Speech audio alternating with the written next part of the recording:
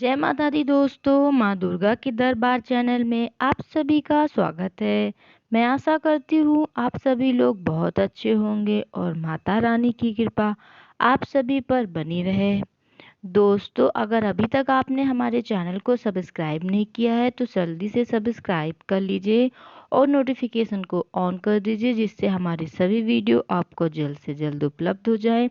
तो चलिए शुरू करते हैं आज का अपना वीडियो।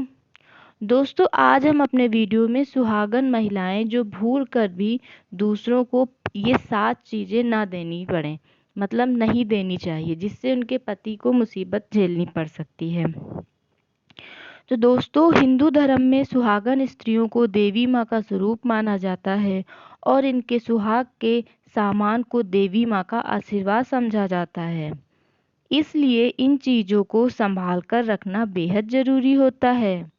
मगर कई बार जाने अनजाने हम इस पर ध्यान नहीं देते हैं, जिसके चलते आपको खामियाजा भुगतना पड़ सकता है।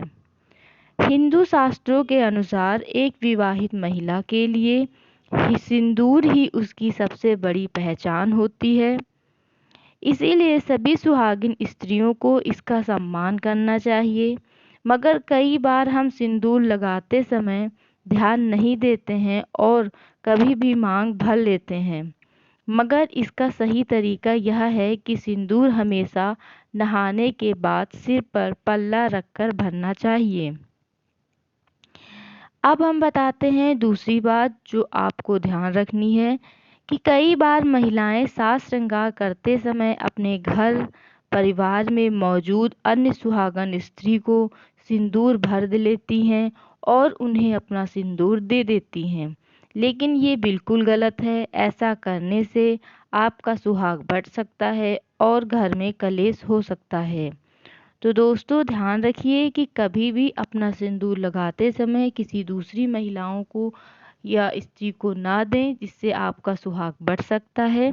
तो यह बात आप ध्यान रखिएगा। अब हम बताते हैं तीसरी बात कि विवाहित महिलाओं को कभी अपना काजल भी दूसरों से साझा नहीं करना चाहिए। ज्योतिष शास्त्र के मुताबिक ऐसा करने से पति का प्रेम आपके लिए कम हो सकता है। वही वैज्ञानिक दृष्टिकोण से ऐसा करने पर आँखों का इन्फेक्शन हो सकता है। अब हम बात करते हैं चौथी बात यह है कि सुहागन स्त्रियों को कभी भी अपने हाथ में पहनी हुई चूड़ियाँ किसी दूसरों को नहीं देनी चाहिए। ऐसा करने से आपका भाग्य कमज़ोर हो सकता है, क्योंकि चूड़ियों के साथ आपकी किस्मत भी दूसरी महिला की झोली में चली जाएगी। तो हमारी माताओं और प्यारी बहनों, आप लोगों से निवेदन है कि आप लोग कभी भी अपनी चूड़ियों का साझा ना करें। किसी अपनी चूड़ी किसी दूसरी को औरत को ना दें और ना किसी दूसरी औरत की स्त्री की अब चूड़ियों को आप धारण करें।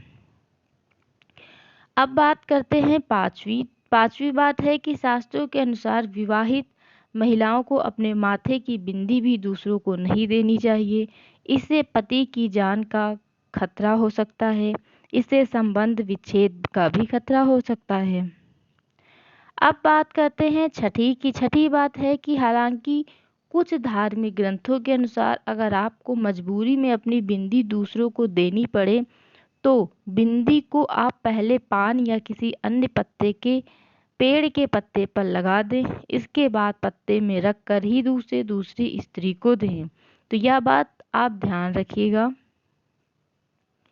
अब हम बताने वाले हैं सातवीं बात जो आपको ध्यान रखनी है कि सातवीं बात यह है कि बिछिया को भी सुहागन की निशानी माना जाता है। इसलिए इन्हें भूल कर भी दूसरों को नहीं देना चाहिए।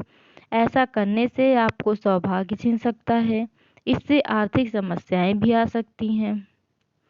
तो हमारी प्यारी बहनों और माताओं, आपसे निवेदन है कि अपनी बिछियाँ कभी भी सुहागन की निशानी होती है, इसलिए इन्हें कभी भी दूसरों के साथ आप साझा मत करिए।